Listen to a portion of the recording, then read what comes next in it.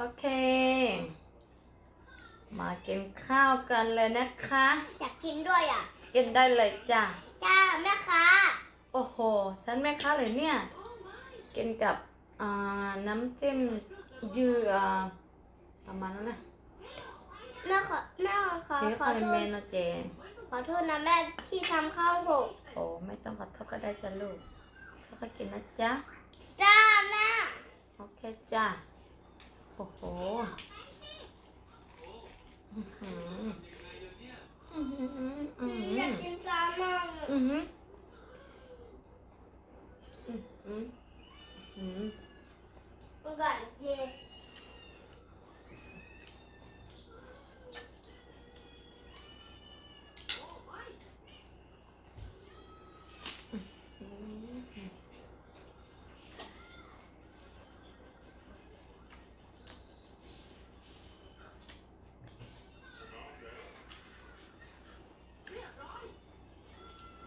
nó rất là bóng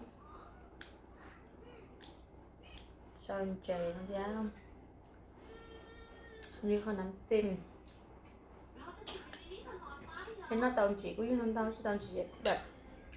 cái bà mày nhé nào còn lại cơ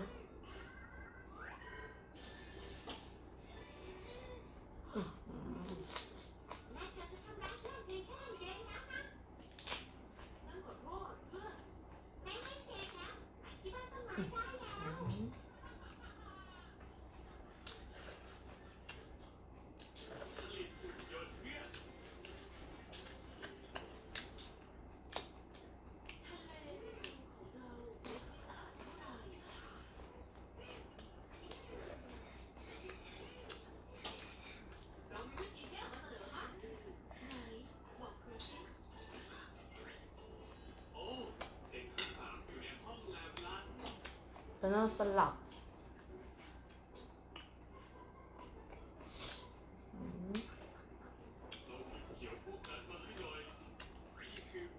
con luôn chè đấy luôn chè màu thịt phí cho chó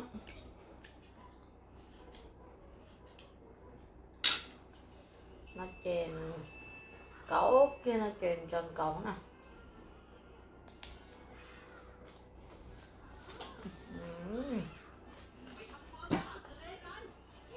แม่ขอลูกค้ามาแล้ว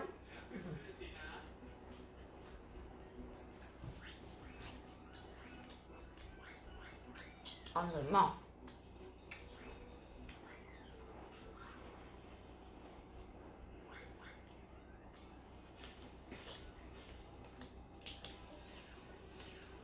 แม่คะฉันมาซื้อแล้วค่ะ จะมากินจ้ะ แม่คะ เอาเข้าไปเนาะ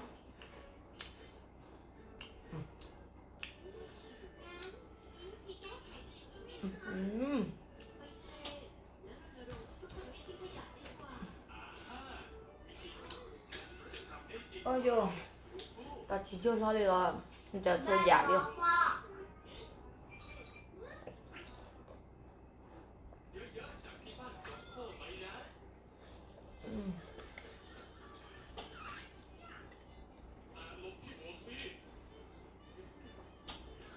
nó nhưน้ำซุปนี่เปิดไปนะจ๊ะ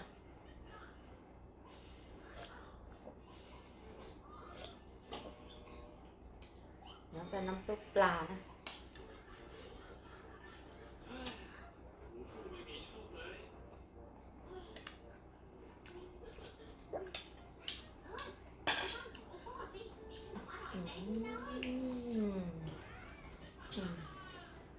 เป็นนอนได้นะ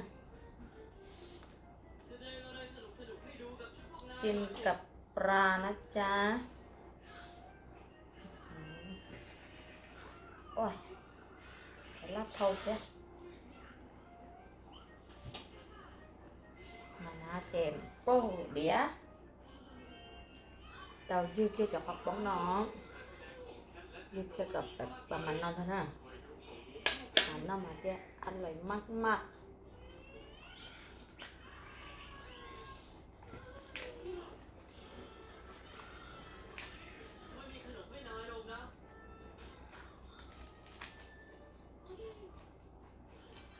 อืม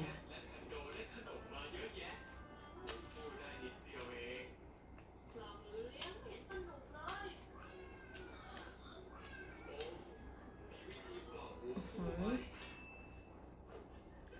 เอาปลาหนึ่งสิฟอกข้ากระดูก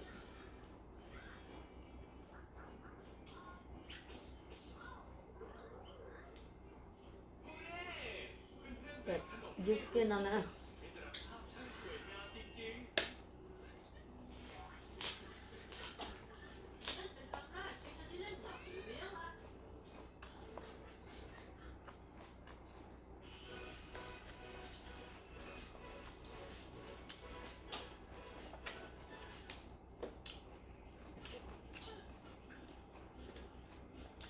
มันน่าจะเป็นมองจานเนาะให้ไปหัวละพันเนาะนั่นตัวฝอมาคะใช่ปะ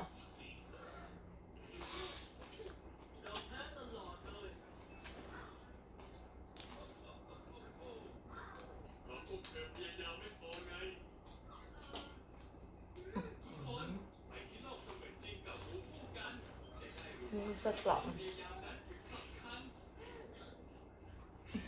อืม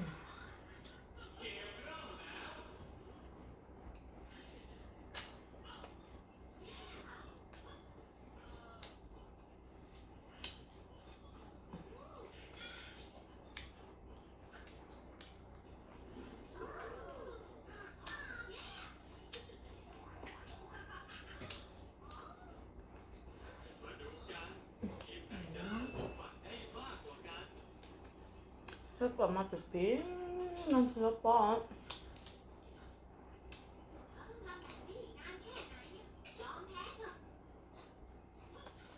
ทุกคนจ้าอยากจ้าไหมอ่ะ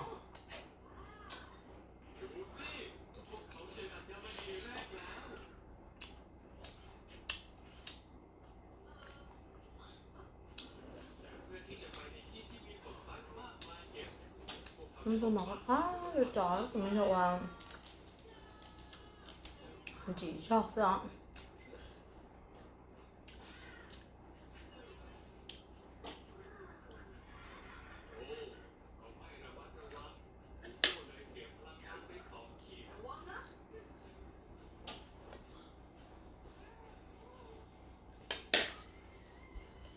này khá tàn cho kia nữa rồi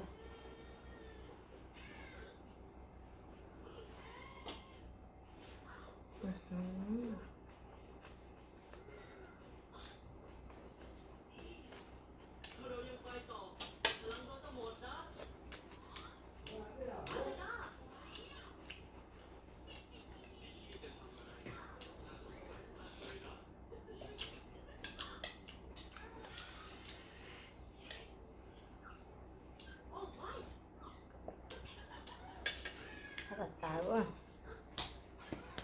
แม่คะ ừ ขอกินปลาหน่อยค่ะ ủa cái này chàนี่ปลาจะกินกันนะจ๊ะเดี๋ยวก่อนนะจ๊ะ